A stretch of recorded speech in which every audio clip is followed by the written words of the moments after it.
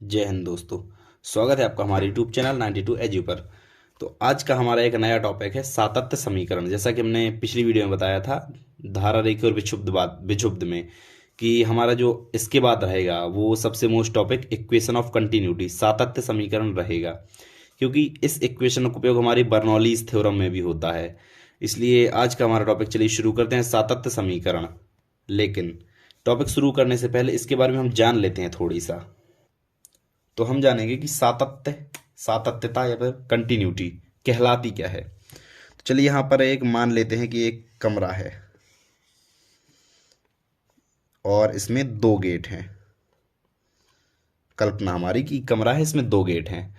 अब यहाँ से कुछ गेंदें आ रही हैं और यहाँ से गेंदें जा रही हैं। मान लीजिए इसमें 3 गेंदें हैं कमरे में, पहले से 3 गेंदें हैं। अब हर सेकंड इस कमरे में 3 गेंदें आ रही हैं, नहीं, हर सेकंड कमरे में 2 गेंदें आ रही हैं और 3 जा रही हैं।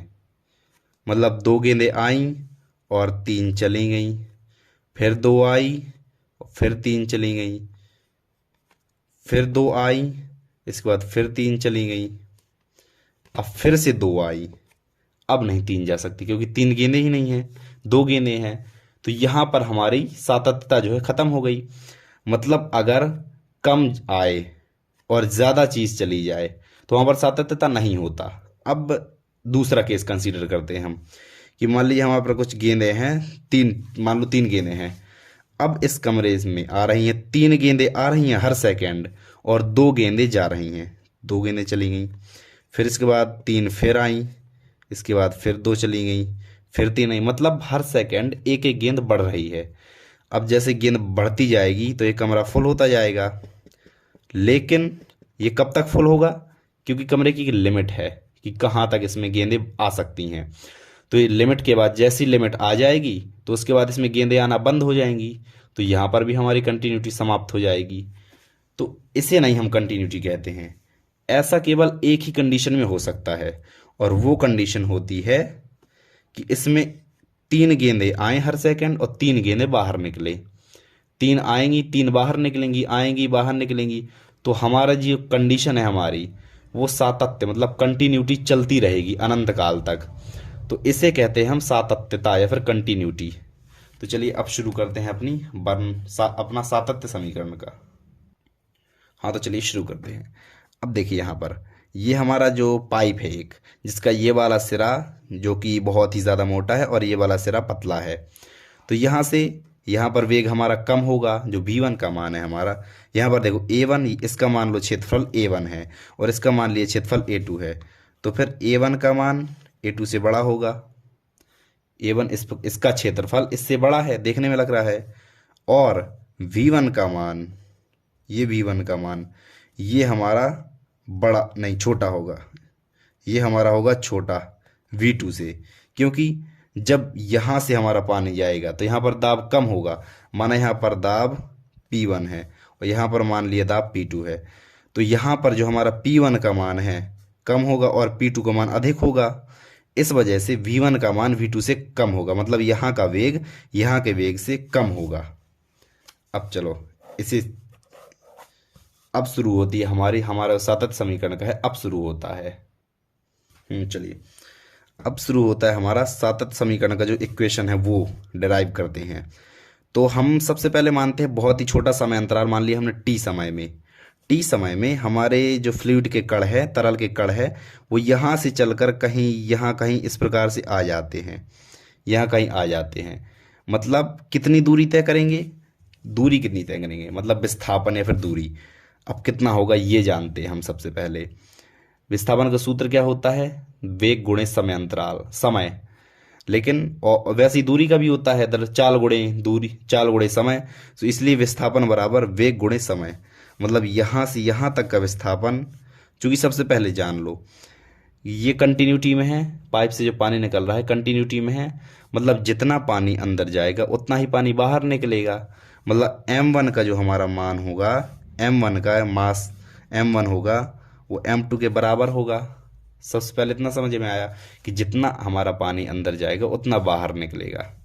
अब चलिए अब यहाँ से देखा हमने कि यहाँ तक गया एक मतलब टी सेकंड में।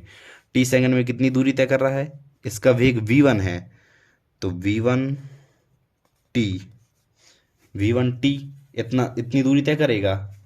यहाँ पर हम यहाँ की बात कर रहे हैं, इतनी दूरी तय करेगा टी सेकंड में, हमारा टी समय में ये होगा कि इतनी दूरी तय कर रहा है। अब मान लो यहाँ पर इस प्रकार से ऐसे कुछ बन गया। जैसे ऐसे थोड़ी जूम इन में ले लें तो ये गया हमारा पाइप, और यहाँ पे कहीं हमें कण मिल रहे हैं आगे, थोड़ी आगे, और ये डिस्टेंस है हमारी v1t, ये डिस्टेंस है। अब इसका क्षेत्रफल है a1। यहाँ से अगर हम देखते हैं तो ये एक बेलन जैसा बन रहा है, जैसे बेलन हो। बेलन के लिए बेलन का यहाँ पर हम वॉल्यूम लें तो a1 इसका एरिया, क्रॉस सेक्शनल एरिया, अनुप्रस्थ काट का क्षेत्रफल या फिर बेस का क्षेत्रफल, और यहाँ से यहाँ तक की डिस्टेंस मतलब v1t, ये हो जाएगा हमारे। और ये हमारा क्या निकला है, ये निकला है यहाँ से यहाँ का आयतन, मतलब इसमें जितना भी भरा है पानी उसकी मात्रा ये निकली है। और चूंकि m1 बराबर m2 है तो इसलिए यहाँ के सिरे पर भी उतना ही जाएगा बिल्कुल। तो फिर इस सिरे के लिए a2 v2t, यहाँ पर ध्यान दो, ये हमारा इसका क्षेत्रफल इतना है a1, और यहाँ से दूरी इतनी दूरी तय करता है। तो इतनी दूरी तय करने में इसका बेलन का आयतन ये हो जाएगा। और चूंकि यहाँ से जितना आयतन जाएगा, यहाँ से जितना द्रव्यमान जाएगा, एक मिनट, यहाँ जितना द्रव्यमान जाएगा, ये तो हमारा निकला आयतन, इसे बराबर अभी नहीं लिखेंगे हम, इसे बराबर नहीं लिखेंगे। ये है हो गया हमारा ए सिरे के लिए आयतन, ये हो गया हमारे बी सिरे के लिए आयतन। तो अब यहाँ से जितना द्रव्यमान जा रहा है m1, और यहाँ से m2 जो निकल रहा है, वो दोनों आपस में बराबर हैं। क्यों? क्योंकि ये कंटिन्यूटी में है, जो हमारी कंडीशन है कंटिन्यूटी में है।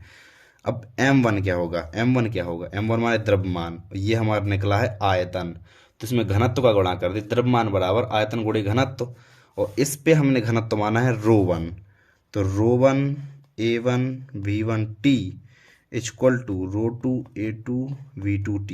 इतना समझ गए? सबसे पहले ध्यान से सुनो, द्रव्यमान दोनों के बराबर हैं, इतना तो ठीक है ना, क्लियर है इतना? द्रव्यमान दोनों के बराबर है क्योंकि कंटिन्यूटी में हमारी कंडीशन है। अब यहाँ से हमने देखा कि टी सेकंड में यहाँ से इतनी डिस्टेंस ट्रेवल की, हमारे फ्लूइड ने इतनी डिस्टेंस ट्रेवल की, उस डिस्टेंस को हम कैसे निकालेंगे? डिस्प्लेसमेंट है डिस्टेंस को वेलोसिटी इंटू टाइम, तो यहाँ पर v1 इंटू टी। अब जितनी डिस्टेंस ट्रेवल करेगा उससे उसका हम वॉल्यूम निकाल लेंगे। हमें चाहिए मास, तो हम निकालेंगे वॉल्यूम पहले, क्योंकि जब हम वॉल्यूम मतलब हमें चाहिए द्रव्यमान, तो हम निकालेंगे सबसे पहले आयतन, और जब आयतन में हम घनत्व का गुणा कर देते हैं तो हमें द्रव्यमान मिल जाता है। इसलिए हमने सबसे पहले निकाला है आयतन, कि ए पर आयतन हमारा इतना होगा टी सेकंड में, और बी पर आयतन हमारा इतना होगा। अब देखो यहाँ पर T1 दोनों पर टी कैंसिल हो जाएंगे, ρ1 a1 v1 equal to ρ2 a2 v2। अब यहाँ से हम एक चीज़ देख सकते हैं कि rho A V is a constant, मतलब एक नियतांक है। रो ए भी एक नियतांक है, क्योंकि rho one A one V one और रो टू ए टू दोनों तरफ बराबर है दोनों सिरों के लिए, तो ये रो ए भी एक नियतांक हो गया। और ये होता है हमारा सातत्य समीकरण, लेकिन ये किन के लिए होता है? जो कंप्रेसिबल फ्लूइड होते हैं, मतलब जिन्हें दबा सकते हैं हम। लेकिन अभी बाकी का हिस्सा तो बाकी है इसमें। तो ये तो हुआ हमारे कंप्रेसिबल फ्लूइड के लिए। लेकिन अगर हमारा द्रव अगर असंपीड्य हुआ, मतलब जिसे हम कंप्रेस नहीं कर सकते, जैसे पानी हो गया हमारा, पानी को हम कंप्रेस नहीं कर सकते, तो पानी के लिए क्या होगा?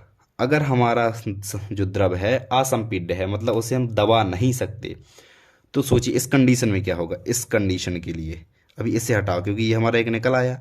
अब इस कंडीशन में अगर हम द्रव को कंप्रेस नहीं कर सकते, दबा नहीं सकते, तो क्या होगा? ρ1 इक्वल टू ρ2। क्यों होगा? क्योंकि घनत्व तो सेम हो जाएगा, दोनों सिरों पर हमारी डेंसिटी जो है वो सेम हो जाएगी। घनत्व तो मतलब उसके कण कितने अधिक पास पास हैं। अब उसे हम दबा ही नहीं पा रहे, तो उसके कण तो सेम रहेंगे, चाहे यहाँ देखो चाहे यहाँ देखो। तो इसलिए ρ1 इक्वल टू ρ2। तो यहाँ पर ρ1 a1 v1 equal to ρ1 a2 v2, ρ1 दोनों तरफ खत्म हो गया, तो a1 v1 equal to a2 v2। या फिर A V is a constant, नीतांक है। ये होता है हमारा असली असंपीड्य के लिए, ये होता है हमारा सातत्य समीकरण। मतलब अगर अब इसे देखो समझो, अगर ए छोटा है तो बी बड़ा होगा, क्योंकि दोनों का गुणनफल तो कांस्टेंट है। तो ए छोटा है तो बी बड़ा होगा। मतलब अगर क्षेत्रफल कम है तो वेग अधिक तेज होगा। यहाँ पर बताया, अगर क्षेत्रफल कम है तो यहाँ पर वेग अधिक तेज होगा। और अगर क्षेत्रफल अधिक है मतलब ए का मान अधिक है तो वी का मान कम होना पड़ेगा। मतलब अगर क्षेत्रफल अधिक है तो वेग वहाँ पर कम होगा।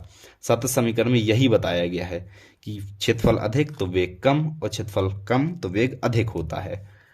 तो मेरे ख्याल से आपको ये समझ में आ गया होगा अच्छे से। क्योंकि सबसे पहले हमें निकालना है आयतन। आयतन से निकालेंगे घनत्व का गुणा करके मास। मास दोनों के बराबर है, दोनों को इक्वल टू करके ये तुरंत ये आ जाएगा हमारा नीतांक। फिर असंपीड्य द्रवों के लिए हमें अलग से निकाल देना है। तो आई होप कि आपको ये समझ में आ गया होगा। और इस वीडियो को यहीं पर एंड करते हैं, मिलते हैं एक और नई वीडियो के साथ। और अगली वीडियो रहेगी हमारी बर्नौली की प्रमेय। तो चलिए इस वीडियो को एंड करते हैं। Thank you so much, bye bye.